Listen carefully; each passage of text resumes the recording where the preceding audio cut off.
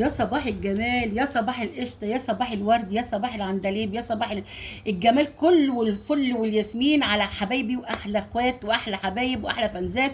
وربنا يبارككم ويباركني فيكم ويدومكم نعمه في حياتي يا رب، وانتوا احلى ناس. وربنا بعتكم رزق ليا والله. يا جمال الهنا والهنا والسعاده على الايام الحلوه اللي بعيشها معاكم والله العظيم. ثلاثه وحشتوني وحشتوني من الفيديو اللي فات للفيديو ده.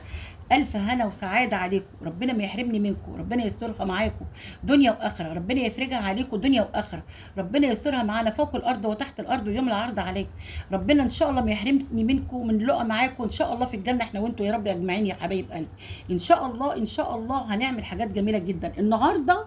النهارده بقى هتدعي لي من قلبك، هنوفر وهتعملي احلى شيء من قلبك باذن الله. يلا بينا ونخش على الفيديو. طب قبل ما نخش على الفيديو صلوا على النبي وزيدوا النبي صلى عليه الصلاه والسلام. كمان زيدوا النبي صلى عليه الصلاه والسلام. يا حبيبي يا رسول الله، يا شفيع يوم القيامه ان شاء الله. باذن الله انا قناتي كوبايه شاي مع لومي. حبايب قلبي انا اختكم لومي، وتعالوا بينا ونشوف هنعمل ايه. هتدعوا لي بجد والله والله من قلبكم. احنا بنحب نخش جمعيات. طب يا ماما لومي هنعمل جمعيه ازاي؟ هقول لكم انا دلوقتي هعمل جمعيه بدون ناس. ازاي بدون ناس؟ هو في جمعيه بتتقبض من غير ناس؟ هنعمل جمعيه يعني جمعيه بحيث ان انت ما تخشيش وتزنقي نفسك وتعملي. انت لو دخلتي جمعيه بتعملي ايه؟ مش بخش مثلا ب 300 جنيه، 10 تنفار اقبض 3000 جنيه، و10 تنفار تاني ب 3000 جنيه، او مثلا ب 600 جنيه بقبض مثلا 6000 جنيه. تمام، كل 10 تنفار انا عايزه اقبضها كده واخلص.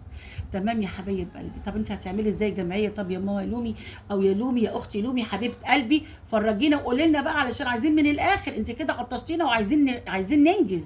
هقول لكم ازاي هتعملوا الجمعيه. انا دلوقتي باخد مصروفي من جوزي. تمام يا حبايب قلبي، باخد الفلوس بقسمهم على 3، 10 أيام 10 أيام 10 أيام، باخد 6000 كل 10 أيام. 200 جنيه 200 جنيه 200 جنيه، قصدي 2000 جنيه 2000 جنيه 2000 جنيه. تمام. هعمل ايه بقى؟ طب يا ماما لومي هقول لكم هنعمل ايه. ان شاء الله هننجز وهنوفر وهتوفري وهتدبري. هقول لكم هتعملوا ازاي وهتشتري ايه وهتشيلي ازاي والجمعيه هتعمليها ازاي. انا الجمعيه مش 10 تنفار كل شهر. ادي مثلا قولي احنا في شهر ايه، واحد مثلا، وشهر اتنين وتلاتة 4 5 6 7 8 9 10. ادي 10 اقسام، 10 شهور اهو. طب ازاي نحط الجمعيه؟ طب فين الانفار اللي قدامها؟ هقول لكم انت هتعملي ايه. انت دلوقتي داخله جمعيه ب 600 جنيه في الشهر. يعني ايه؟ يعني ب 20 جنيه في اليوم. اه 20 جنيه. طب ولو دخلتي نفرين ب 40، ولو دخلتي نفرين ونص ب50. يعني مثلا شيلي 50 جنيه، اعمليها ب50 جنيه في اليوم. يعني بكام يا ماما لومي؟ يعني ب1500 في الشهر. ب1500 في الشهر هتقبضي 15000 جنيه. طب فين الانفار برضو؟ ما انا بقول لك اهو. وهتقبضيها انت هتقبضيها في الاخر. ماشي انا موافقه ان انا اقبضها في الاخر. طب ازاي؟ ما انا فين الانفار؟ انا ما عنديش حد وما اعرفش حد عشان ادخله معايا الجمعيه. هقول لك هتعملي ايه. انت دلوقتي بتاخدي الفلوس من جوزك 6000 جنيه، شيلي منهم 1000 ونص، 4000 ونص اكل، فطار غدا عشاء. تمام. 1000 ونص دولت هشيلهم في حاجه كده واشيلهم في علبه كده واشيلهم في حصاله واشيلهم شهر على شهر، بس بحيث ان انت ايدك ما تخشش فيهم. اقول لك تعملوها في ايه كمان ممكن؟ في ازازه بيبس. عارفه ازاز البيبس؟ يعني مثلا زي ازازه الميه دي كده او ازازه ميه كده، واقوم فاتحه البق من هنا واقوم مدخله الفلوس بحيث ان انا ما اعرفش اطلعها الا ما تقطعها. فهمتوني؟ احط الالف ونص. يعني احط الالف ونص كده ازاي؟ لا، ما انت ما تحطهمش كده كل شهر. انت حطي كل يوم ال50 جنيه. كل يوم حطي ال50 جنيه في قلب الازازه كده، وازازه تكون خضراء وغامقه عشان ما تبانش الفلوس فيها. وتقومي داخلاها في حته كده تحت السرير كده في ركن كده من جنب، بحيث ان لا جوزك ولا عيالك ولا حد خالص خالص خالص يعرف انت بتشيلي فلوس. تيجي بعد 10 شهور هتلاقي معاك 15000 جنيه. طب اجيب بيهم ايه؟ ما انا مش عارفه هجيب بيهم خاتم، هجيب بيهم غوشه. غوشه جيبي غوشه مثلا 7 جرام خفيفه لا برضه مش هتجيب. هتجيب بيهم خاتم حلو كده، بس ما يكونش ايه، يعني مثلا يكون 5 جرام، او مثلا يكون 3 جرام 4 جرام. يكون خاتم حلو كده 4 جرام واشيله، بس ما يكونش فيه فصوص، عشان الفصوص دي الراجل بيشيلها بعد كده. جيبيه خاتم ده بلدي، يا رب يكون جرامين ونص 3 جرام، اجيب واشيله. اديني الجمعيه خلصت 10 شهور. ما انا لازم احط لنفسي هدف. عايزه اجيب شقه، عايزه اجيب حته ارض ابنيها بيت انا وولادي، هو كده. او شقه مثلا تبقى فريشه تبقى بتاعتي، شقه تمليك ليا للزمن.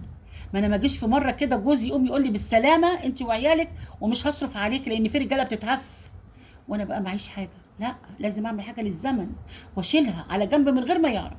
وانا كل مره بقول لكم في فيديوهاتي كده، شيلوا ما تقولوش لزواجكم بصراحه، ما تشيلوش ما تقولوش لهم حاجه.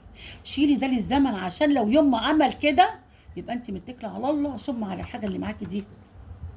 10 شهور تاني وهشيل. ما هو انت مش 6000 او هيفضلوا زي ما هم، بيزيد وزوجك بيزيد فلوسه وهيزودك، فتقومي شايله وتقومي شايله. ال 15 هيبقوا 20 وال 20 هيبقوا 30، وهتشيلي ده على ده على ده على ده. ان شاء الله تقعدي كام سنه اشيل اشيل وافضل صامده واشيل.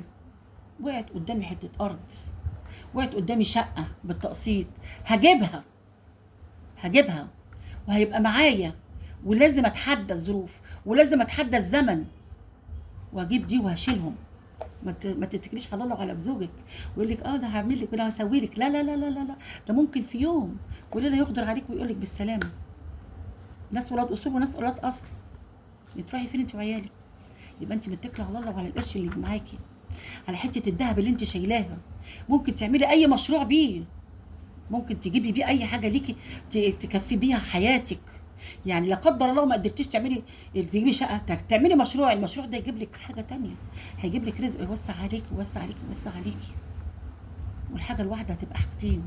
جيبي مكنه خياطه وخيطي، لو بتعرفي خدي كورس في الخياطه وخيطي، وافتحي واعملي مكنه خياطه. جيبي الفلوس دي مكنه خياطه واعملي منها مشروع من البيت، خيطي واجيب اللي انا عايزاه. عندما انا حاطه هدف في دماغي وحاطه حاجه اللي انا همشي عليها، لازم همشي عليها، لازم همشي عليها.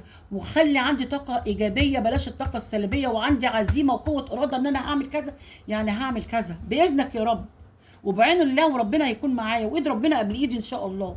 صدقوني يا ولاد هتكبروا وهتبقوا احسن من اي حد. لو انت حطيتي في نفسك هدف وحطيتي لنفسك حسابات كده اللي انت هتمشي عليها، هتمشي عليها. هتجيبي حاجات وتبيعيها، جيبي ووزعي للناس، جيبي هدوم وبيعي، جيبي واعملي المكنه دي هتخيطي للناس من غير حاجه، من غير ما تجيبي وتروحي تشتري، لا خيطي في البيت.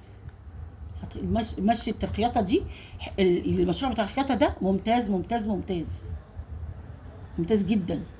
هتخيطي ليكي ولولادك ولجوزك ومش هتحتاجي حاجه، وللناس بره بفلوس، وهتشيلي فلوس الخياطه دي. اوعي تمدي ايدك عليها تشيليها، ده الربح اللي بيجي لي منها هشيله. اكني انا بشتغل في البيت باكل وشرب واعمل الخياطه دي ربح ليا هشيله. صدقوني كل دي حاجات مفيده ليكم، والحاجات دي حلوه قوي يا ولاد. والله والله لو مشيتي على النمط اللي انا بقول لك عليه ده هتكسبي وهتحوشي وهتجيبي اللي انت عايزاه، وما تحتاجي لجوزك ابدا وتبقي تحت ذلته ابدا ابدا ابدا.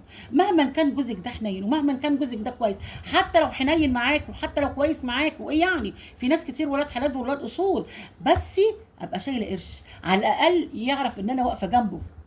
على الاقل لما تجيبي حاجه هتجيبيها باسمك انت، مش باسمه هو بقى. واقف جنبك وابن حلال وكويس ويساعدك وممكن يساعدك كمان في اللي انت عايزه تعمليه، بس انا باسمي انا، عشان تبقى ساندة عليها ليك ولولادك.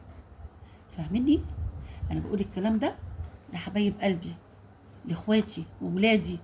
انا بنصحكم نصيحه لوجه الله، وامشوا معايا وخليكم معايا في سلسله الفيديوهات بتاعتي.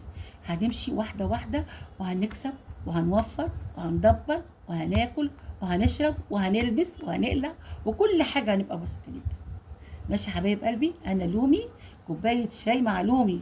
ما تنسونيش في اللايكات، والدعوه الحلوه من ايديكم، من بقكم الحلو الجميل ده، والتعليقات الجميله من ايديكم. قولوا له انتوا عايزين ايه. ماشي يا حبايب قلبي.